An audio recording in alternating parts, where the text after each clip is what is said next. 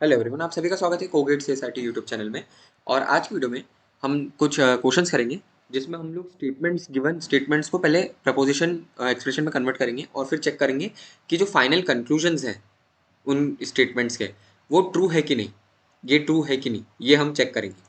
ठीक है, तो बिना टाइम वेस्ट करे चालू करते हैं। इसकी एक सिंपल ट्रिक है जो मैं आपको बताऊंगा और आपको यूट्यूब पे कहीं मिलेगी भी नहीं ये वाली ट्रिक।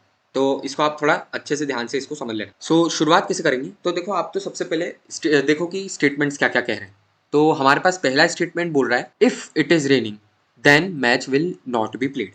अब यहाँ आप ऑब्जर्व करो तो यहाँ पर क्या है, इफ और देन। ये अपन ने पिछली क्लास में पढ़ा था। इफ देन किसके लिए काम में आता है, इम्प्लीकेशन के काम में। मतलब अगर पी इम्प्लाइज क्यू है तो मतलब क्या हुआ, इफ पी देन क्यू।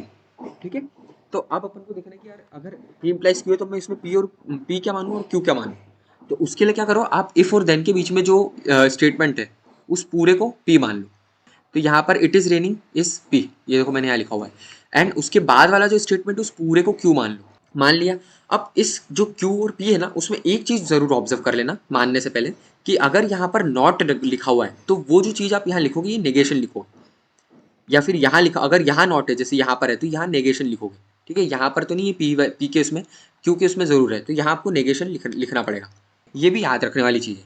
और आप प्रैक्टिस करोगे तो आपको खुद ही समझ में आ जाएगा कि यार मैं नॉट अगर है तो मैं इसको नेगेशन लेके करूँगा, तो उसमें आपको इतनी प्रॉब्लम नहीं आएगी। हमने ये मान लिया कि फर्स्ट स्टेटमेंट को मैंने S1 को इस फॉर्म में लिख दिया, ये हमारा S1 हो गया। अब हमें जो है S2 को लिखना है इस फॉर्म में। तो S2 को लिखने के लिए क्या करेंगे, S2 का सेंटेंस क्या बोल रहा है, मैच इज नॉट प्लेड। हमने क्या माना है, क्यू इज मैच, क्यू मतलब मैच इज प्लेड। तो यहाँ पर नॉट है मतलब क्या हो जाएगा, नेगेशन क्यू हो जाएगा। S2 आ गया नेगेशन क्यू। ये हमारा दूसरा स्टेटमेंट हो गया। एंड लास्ट है हमारा कंक्लूजन। कंक्लूजन क्या बोलता है, कंक्लूजन बोल रहा है इट इज रेनिंग।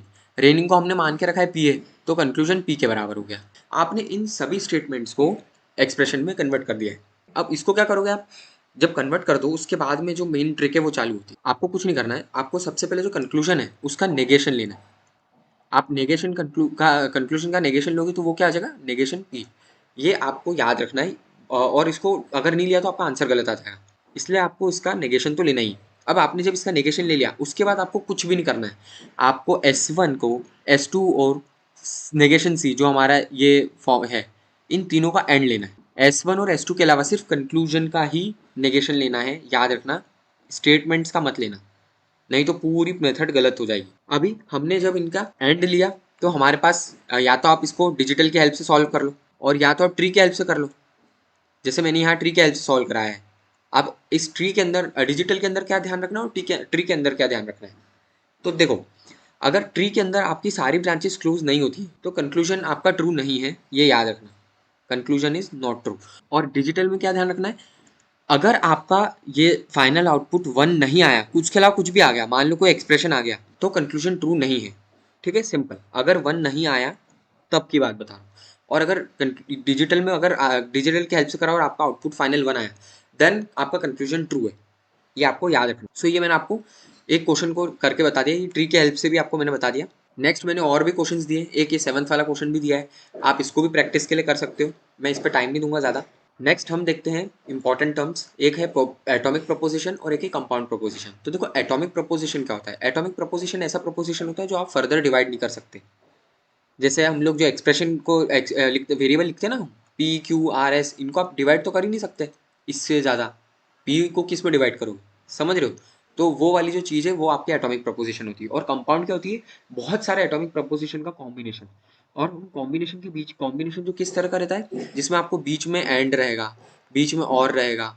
ठीक है, जो भी आपका रहेंगे, ये और हो गया, ये एंड हो गया, इम्प्लीकेशन हो गया, तो ये जो मिला के आपका कॉम्बिनेशन रहता है वो कंपाउंड प्रोपोजिशन कहलाता है। तो ये आपको ध्यान रखना है, इसकी इतनी जरूरत नहीं पड़ेगी वैसे आपको, बट फिर भी आप ध्यान रखना इसको। नेक्स्ट हमारे दो रूल्स हैं, एक है मॉडस पोनेंस और एक है मॉडस टोनेंस। ठीक है, छोटे छोटे रूल है, इसी वीडियो में मैं आपको कवर करा दूंगा।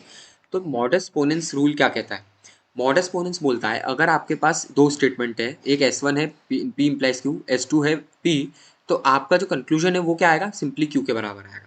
ठीक है, आप इसको ट्री के मेथड से भी कर सकते हो, बट आप नाम याद रख लेना, आपको जो भी फाइनल आउटपुट आएगा वो तो आप ट्री वाली जो मेथड बताई मैंने आप उससे आप कर सकते हो, चेक कर सकते हो।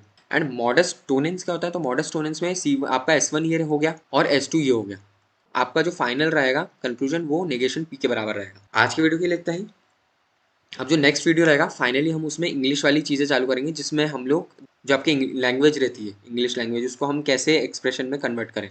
जैसे कि यहाँ पर आपको आगे मैंने बताया सफिशिएंट कंडीशन का मतलब क्या हुआ, उसको कैसे हम कन्वर्ट करेंगे एक्सप्रेशन के अंदर, या फिर नेसेसरी कंडीशन का मतलब क्या हुआ, उसको कैसे कन्वर्ट करेंगे। तो वो मैं आपको नेक्स्ट क्लास में कवर करा दूंगा। एंड मोस्टली आपका नेक्स्ट 2-3 क्लास के अंदर आपका जो लॉजिक वाला चैप्टर है डिस्क्रीट लॉजिक वो खत्म हो जाए, एंड फाइनली हम डीएसए स्टार्ट करेंगे इसके बाद। और इस पे आपको थोड़ा फोकस ज़्यादा करना पड़ेगा, क्योंकि ये सब्जेक्ट है इजी, पर चीज़ें बहुत सारी है। चीज़ें इतनी सारी कि आप सोचोगे यार ये याद करूँ कि वो याद करूँ कि ये समझूँ कि वो समझूँ। तो वो वाली अगर आप प्रॉब्लम नहीं चाहते तो आप साथ साथ में चलना, बहुत ईजी सब्जेक्ट है डीएस है। तो आज के लिए इतना ही, और अगर आप एक गेट एस्पिरेंट है तो प्लीज़ इस चैनल को सब्सक्राइब करें और मुझे बताएं मैं कैसे इंप्रूव कर सकता हूँ। और अगर वीडियो अच्छा लगे तो प्लीज़ इस वीडियो को लाइक एंड शेयर जरूर।